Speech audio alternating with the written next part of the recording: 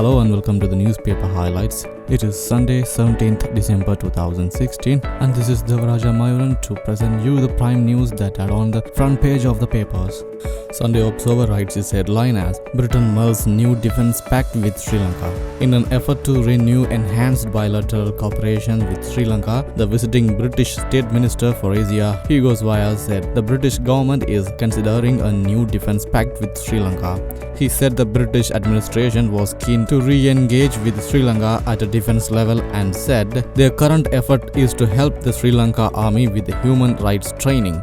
However, he said other options such as military training can be considered as bilateral ties improve. The news says Port City to restart after environmental clearance. The Coast Conservation Department will appoint a technical committee to approve the Environment Impact Assessment report for the Colombo Port City project in 10 days, when it receives a clarification on public comments from the Ministry of Megapolis and Western Region Department, an official of the department told the Sunday Observer. A news at the bottom of the paper says Sri Lanka drops JF-17 jet fighter deal. Amidst diplomatic moves and maneuvers, Sri Lanka has decided to call off its intended purchase of JF-17 Thunder fighter aircraft from Pakistan for $400 million, authoritative sources confirmed. The decision has come to light following the low-key visit of Indian Foreign Secretary Dr. Subramaniam Jaishankar to Colombo. Indian sources remained tight-lipped when asked about the deal, except to admit that a possible purchase from Pakistan was a concern, though not raised officially during Jaishankar's visit.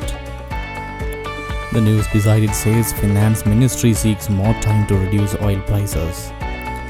The Finance Ministry has sought more time for a mechanism to reduce fuel prices in keeping with world oil prices, which are at an all-time low. This follows a proposal submitted by Petroleum Resources Development Minister Chandima Veerakodi to the cabinet. With that story, let me move to the news highlights of Sunday Times. Lanka mediates for Nasheed's release. The headline says, two ministers on secret visit to Maldives for high-level talks. Sri Lanka has mediated with Maldivian President Abdullah Jammeh for the release of his predecessor Mohammad Nasheed, who is now serving a jail term.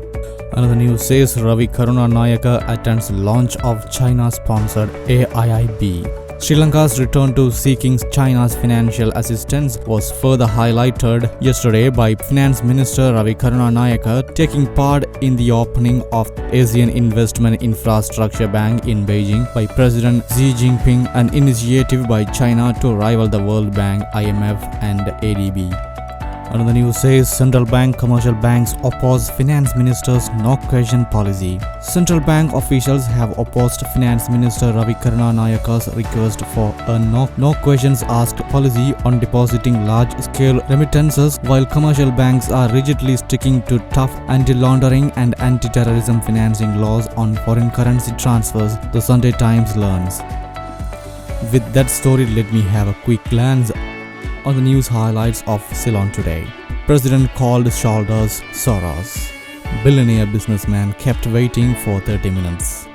President Maithripala Sirisena has called off a one-on-one meeting with billionaire businessman George Soros, an act which has made many eyebrows go up. The Hungarian-born American businessman, who is considered as one of the 30 richest people in the world, was to meet President Sirisena on 8 January at the Presidential Secretariat. He was in the country on an invitation by the government and also attended the high-level economic forum held last week. Except for that news, other headlines highlights the long articles that the paper carries. I therefore rushed through the headlines only. Lankans keen on reconciliation processes. The article is given on page number A5. Another highlight says Shivarasa cries his heart out. The highlight below it says I saw soldiers bury Kutimani's body. These articles can be read on page number A6 and A11 respectively. And now it's time to wind up the newspaper highlights. Join us tomorrow to have a happy Sunday. Goodbye.